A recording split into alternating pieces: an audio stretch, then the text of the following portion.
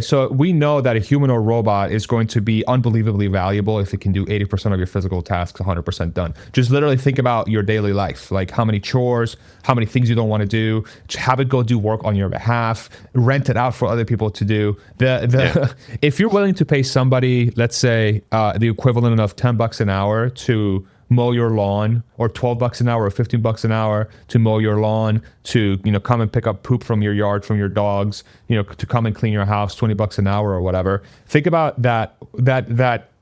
I hate to reduce this in a way like this package, this labor package, which right now we use humans for in the physical world. Mm-hmm. Like now this labor package can now not just mow your lawn and clean your house and whatever, it can do everything. It can do 80% of physical things. Yeah. So the fungibility of that is kind of nuts. And then you think about, okay, how much are people going to be willing to pay for that in a place where you let the free market reign and you just go off of supply and demand? It's like, okay, well, you have a limited supply of human or robots that can do 80% of all tasks 100% done. The demand for that is going to be insane, absolutely, completely insane.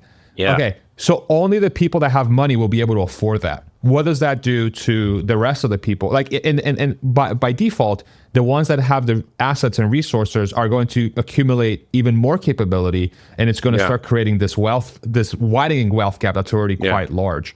Yeah. And then if I go to the philosophical route a little bit, not even, but like if you view the latest sort of trends in society that we've witnessed, like the Charlie Kirk murder as the perfect example, and like a minority of the population, but still a shockingly larger than I thought number of people were celebrating the death of this thing, of Charlie Kirk. So what happens when that subset overlaps with the subset that views this transition and they don't feel like they can have access to it, and they see people are gaining more and more and more power through a human or robots and AI or whatever, and then they start losing their jobs because they are literally being replaced by the thing that really wealthy people are adopting. What is that going to do? So I just laid a very heavy thing on you, but I'm really curious to see your thoughts on that. Yeah, I mean, this is ultimately the solution is going to be some form of universal basic income. I think with capitalism comes, and that's what's these innovations of the humanoid robots, full self-driving AI is all driven by capitalism.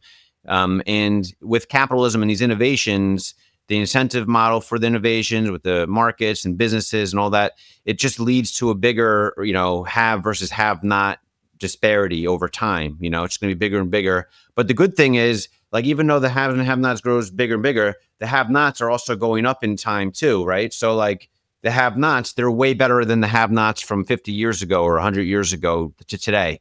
And in a few years, when all this stuff happens, I believe, it's going to be a transformation that takes time. But when I say have-nots, I mean people at the lower end of the, income inequality scales, right? The people that maybe they're unlucky, or maybe they don't want to work hard, or maybe they're, addicted to some kind of bad substance that they don't work much or whatever. I don't know. Terrible family situation, terrible family situation. There's a lot of reasons, right? And some people pull themselves out of it, and some people don't, and some people can't, and some people can. It's complicated. There's always going to be this disparity in capitalism, especially, and there's going to be a lot of people, I think, professing for socialism, some form of socialism, and that's going to increase. Like we see the mayoral race in New York City, for example, and there's going to be a subset of these people that are going to say, "Oh, we need income, we need equity, we not just equal opportunity, we need equity and outcome too," and that's the difference. And I think if you, I guess what I'm trying to say is, the people that don't have a lot, the lower end of the income scale, will be better off still than the people today that are at the lower end of the income scale. There'll be less poverty as measured by today's standards. The standards will change to a higher standard of poverty, for example. But I think there's still going to be that, thou shalt not covet, or the envy, principle, where people, like, I have that in myself. I see people better off than me, and I'm like, I want that. There's always that human nature feeling when you see people with these humanoids, for example, like clean up their own yard for themselves, or, whatever. You're going to be like, I want that. Why does that person have it and not me? But at the same time, maybe I'm getting some universal basic income, so all my Netflix and food is paid for, and I don't really have to, I have to, care for myself and care for my yard, but I don't have the humanoid robot, to order around and do all these other stuff for me, So there's still going to be that feeling of like income inequality, I would say, that's increasing, but it's going to be a struggle. And I think the universal basic income is going to have to come into play as a solution. I think it's going to be, I think it could be driven by like a robot tax. I've thought about this. Like there could be like a humanoid licensing tax or use tax, like that somehow the government can extract digitally from these humanoids and also the robots on wheels and everything that they're doing, all the value they give into society. In the US, for example, the government could be extracting digitally some value and money that it feeds back to everyone who has below a certain income, for example. And I think that could be a solution potentially. But to get there from A to B I don't know how exactly it's going to happen. I just think that's the best outcome I can think of, and hopefully it has some kind of outcome like that, because I think if we start saying there's got to be more equitable outcomes, that's socialism. That's like Marxism and socialism. We have to be very careful there. That's when things go awry in every historic experiment of socialism we've ever seen. What do you think? I grapple with this all, like literally every day. There is a percentage of the day where my brain just sits on this for a long time. And then anytime there's a major societal event that happens, it shifts how I view it. So the assassination of Charlie Kirk, I was like, okay, we're fucked. Yeah. This is gonna be a bad. And then I'm like, okay, yep. And then I saw his wife's tribute to him last night, and I'm like, oh no, we'll be fine. Dude, she literally forgave his murderer in front of millions of people. I was like, this is the most powerful, one of the most powerful things I've ever seen in my life. Truly, it was unbelievably powerful. But I thought so too. It's like it's going to be etched in the history of this country forever. Like this last 10, 11 days are going to mark some sort of, Charlie's organization is called Turning Point. I don't know if it's a turning point, but the boat has been shifted somewhere. Like somebody hit the rudder, and now we're going a different way. I have a question for you on that. I don't want to, just a quick pit stop before you go on. In your area, I know you're like in Austin, it's kind of a progressive area, whatever, but in your area of Texas, are people like talking about it, just on the day, like, oh my gosh. Everyone's very mournful. I mean, it's not like a topic of conversation that comes up a lot. I also haven't had a chance to really be super social since it happened, because again, my wife's been injured, so I've been sort of a hermit, a little bit. Yeah. But I mean, the conversation I do have, I mean, it's a vast majority. Even the people that I have friends who hate Trump and don't like the administration. They're like, it was crazy that it happened. So people will talk about it a little bit. For sure, Here, a little bit. No one's talking about it. Like, you talk about it with your friends that are conservative, or like within my own family, we talk about it, like my own immediate family, but my extended family, they're not Trump. They hate Trump. We don't even talk. It's so bizarre. Like everyone, they're just pushing it under the rug. Yeah, everyone on my, because everyone is aware, like at my kid's school or wherever, like I go to like a tennis thing or whatever. It's social, and like no one really, unless the person for sure is a somewhat conservative like you, then you might talk about like, oh my gosh, that was crazy. But in general, like open discourse, it's like the biggest thing happening, like a big assassination, but everyone is afraid to bring it up, because it's just like, we don't talk about Bruno, that song, I think of that song from, it's like, you don't talk about it. It's just like, you don't talk about it, it's that's just crazy. It's weird. That's insane. Yeah. I mean, what that is, it's. I think that is the power of a society that we've built for the last decade or two, where we have been so one-sided on the discourse, and that discourse has been so supercharged with this is the literal enemy. Yeah. That when a terrible thing happens to the quote-unquote enemy, people would rather be quiet than to say, okay, like the worst case scenario is like, okay, I'm glad that happened. So, and I don't want to say that's the case for all of them, but it could also be very very large cognitive dissonance. Yeah, I think that's what it is. It's like, man, I'm really sad that happened, but I was told he's a Nazi, or I was told he's a terrible person. So how can I feel this badly about a Nazi or whatever, you know? Yeah. And at that point, it's like, okay, but are we surprised that that's the outcome after years and decades of legacy media just being complete and utter dog shit? Like we've seen it with Tesla. We've seen it with the story. And I think that's why so many people in the Tesla community are having this, have had this awakening in the last few years. It's like, we've seen multiple examples of how the media landscape, not even legacy media, social media, everything. The media very much has been responsible for a significant percentage of the population's way of thinking and how they arrive at conclusions. Yeah. And it's leaked into the real world in a lot of different ways. At least for the people that have that spend too much time ingesting one side of the discussion. And then, which is not the majority. The majority of people don't even have time. And I think that's sort of like, that's one of the silver linings here. Is I think in a way it's sort of a blessing in disguise that so many people don't have the time to get into these rabbit holes, because it's like when something like this happens, humanity takes over. They're like, yeah, that sucks. Yeah. It's bad that he got shot because of what he said. Like, that's crazy. You know, and then it's created this effect where people are starting to go back and be like, why did he what did he say? And they're like, oh, that was not bad. Oh, I kind of agree with that. Oh, wait, that wasn't even what he said. You know, I've gone on this kick of watching a ton of Charlie Kirk videos, and I'm like, wow, this guy was profound with his attitude and how he approached people. And you know, I saw one the other day where like the microphone shut off, the school shut off, so he just got up and stood up in the crowd and started talking to these two girls about whatever they were upset about, and everyone's around him. And, you know, he's just very respectful, and like, he was an incredible person. And it's just, I mean, it's just the debate. He's bringing around the idea of debate and discernment back to the general public, I think, which is so important. We need to have more debate and to have discernment. In order to have discernment, distinguishing signal from noise or right from wrong or truth from false, you have to have debate. And if you don't challenge ideas with debate, you can't have that. It's just like one way, like a college lecture. That's why college is so indoctrinating, because you have this one way professor who's in a position of authority professing his ideology to all the class. And sure, maybe some class people can ask questions, but he's ready to just push his authoritative stance on them all the time. And there's no real debate for them to witness, you know? Yeah, 100%. I couldn't agree more. You know, and I think his...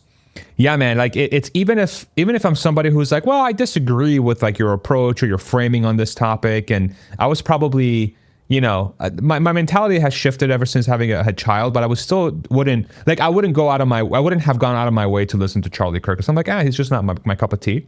Right. But he's still undeniably a phenomenal human being, and undeniably was doing something that the country was hungry for, which is discourse. Right? Yeah. And that's going to be his legacy. And that is the best possible outcome from the tragic events that happened, is that his legacy is going to endure as a reminder to America that says, even if you disagree with somebody, you still want them to be happy and to benefit from the freedoms that America offers its people. Very similar to MLK.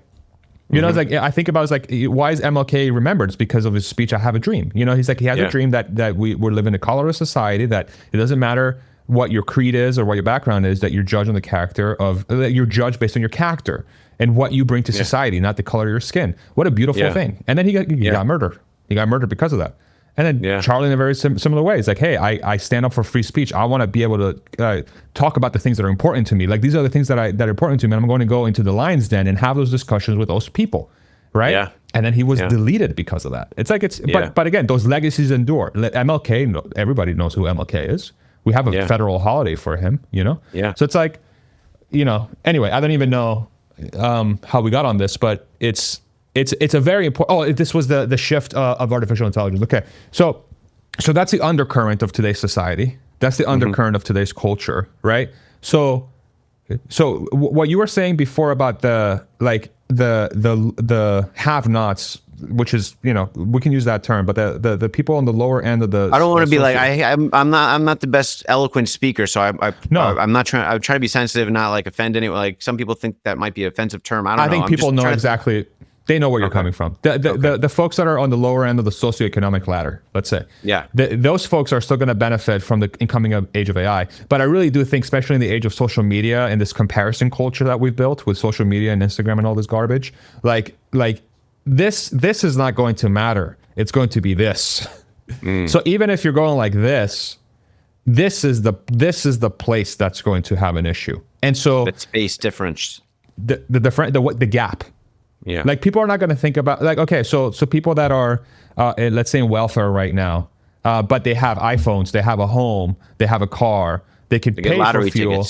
Yeah, they get lottery tickets, but they're still like objectively compared to like say the life that we live, we would not trade to be in their position because their position is a lot more difficult. They're still way better off than people from the 1900s, like 1910 or 1920. But it's still, but even folks like us that might be on a much better socioeconomic outcome, we're still looking at that and being like, man, that sucks. Like how can we get you out of there? Or like it's like, oh man, I wish that person would do more to get themselves out of the situation. Or we don't even know how they ended up there. Like the other thing we have to think about too is like in this country in America, a shitty prognosis or diagnosis of you from a health perspective might fucking wipe you out. That's a thing that happens in America all the time. It's like what percentage of so that's where I'm like, okay, so how does that gap get closed? And like the only solution I've been able to come up with, and this is something like, again, this is sort of like the Tesla story, which is very interesting to think through because it has other issues with it, but it's like super accessible, game-changing technology that will improve your life that is also very affordable. So like robotaxi at $1 per mile is game-changing for a lot of people. Yeah, people instead of taking the bus, it'll be cheaper for them to take the robotaxi. Right? A human or robot you can rent for $300 a month that will do 80% of what you need it to do. That to me sounds fucking amazing. Like that, and you don't get there unless you are building these for sub 20,000 per year, maybe less. I mean, you could probably get there at 20,000. But that's kind of where in my head I'm like, you have to get very accessible, affordable, game-changing embodied AI products.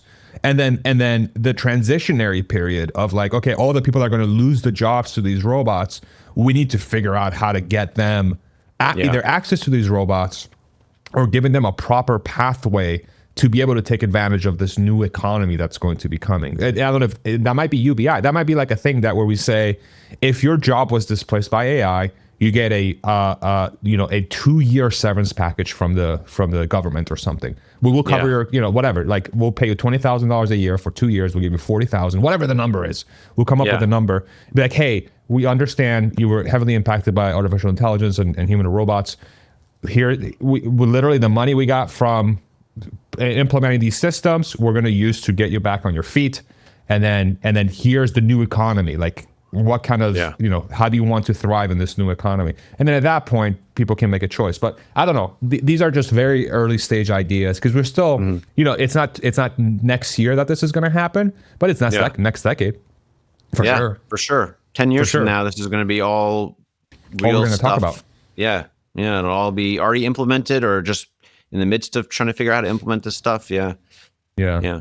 So it's going to be a wacky 10 years coming up. I mean, things are changing fast, and there's going to be a lot of friction on the way for the change. But ultimately, it's for the better good. I mean, I keep thinking of, you can't let perfect be the enemy of good, and progress in technology is good for society as a whole, but it's not perfect. The way it progresses is not perfect. And so you're going to have a lot of people that feel like they're left behind when really their standard of living is better than it was previously, but they're just going to see the people way ahead of them and want that more.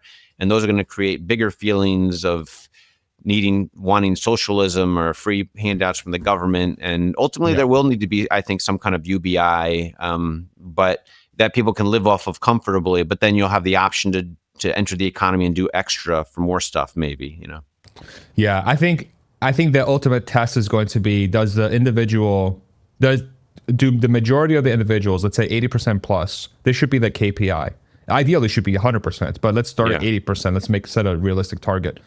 Do 80% of the people that were directly impacted by the disruption of AI and put them out of work, do they feel better off in this new economy than they did beforehand, right? So as before they had to work to live, does this new economy is like, I don't have to work to live and I have enough for me to be happy and to do what I need to do. That should be the metric that we use. And if that's true, then we're going down the right path. If that's not true, that's the wrong path. True. Yeah. But there's going to be a whole nother issue of a meaning crisis, I think, as well for these people. Because, your job is your identity a lot of time. When I left my previous job at Interactive Brokers and sales, that was like a big part of my identity, along with being a Tesla investor. And then when I left that, I was like, all right, what am I now? Like, it's you have to do soul search. So there's going to be a lot of people, whether they're depressed or finding religion or whatnot, there's going to be a lot of searching for meaning, I think, happening in our society. Yeah. I think there's going to be a religion boom and a spirituality boom for sure. Yeah. I think that's coming. But I will say like the people that go through that, but they have a financial, like they have a foundation that they can rely on where there's no existential, like, oh, I'm not going to lose my house. I have money to do what I still want to do. I'm still going to be able to feed my family and myself and my children. I'm still going to be able to live in what I deem as comfort. It's way easier to go through that existential crisis and way less disruptive and way less chaotic going through that journey when you are secure and your hierarchy of needs are met versus one that doesn't. Because then if you're put in that position and you are in a point of crisis and next month you're going to get evicted and you don't know how you're going to pay for food, that creates and then if you have a political movement that starts saying it's Elon's fault that you're here. Yeah. The trillionaire, his fault. Yeah. His fault, right? That's where and it's already happened. It's the evil billionaire thing. Bernie Sanders from his 3 houses as a millionaire, multimillionaire, is telling everybody that the reason why Elon Musk is getting his pay package is because he's a bad person. And it's already happening. Yeah. So that's why we need more debate, more discourse, more, a lot of times it's just like a one-way thing. We're just like Bernie Sanders or just Elizabeth Warren, just speaking their mind, but they're not really debating the ideas with anyone. I feel like we need to get back to that. Maybe there'll be more like debate style podcasts in honor of Charlie Kirk or something. I don't know. I hope there is, because I think that's so important for people to kind of discern truth from that. I agree. I think a lot of those folks have a right to be upset. Honestly, I think America has failed a lot of people in a lot of different ways, unfortunately. So I get why they would be upset, but America has also created a pathway, like a person like myself, that I don't come from a lot. We came to the States, and my parents went through multiple very difficult financial situations, and I'm doing great because of what America gave me as an opportunity. American dream, right? There's so many millions of American dreams happening every year here, so it's amazing. Yeah, straight up. So now we just got to use the new age of technology to enable that American dream for everybody, like truly enable it for everybody. And then after that, if people can't take advantage of it, then at some point we have to be confident in saying it's on you. It's on you. Like it's on you. What else do you want to like? It's on you. You have to take the bull by the horns. And a lot of people would say, well, it's already there in America. No one's stopping anybody that lives in a shit situation to get on a bus and go somewhere where there's better opportunity. But it's like that friction to get over that hump is massive. It's massive because it's such a difficult thing to do.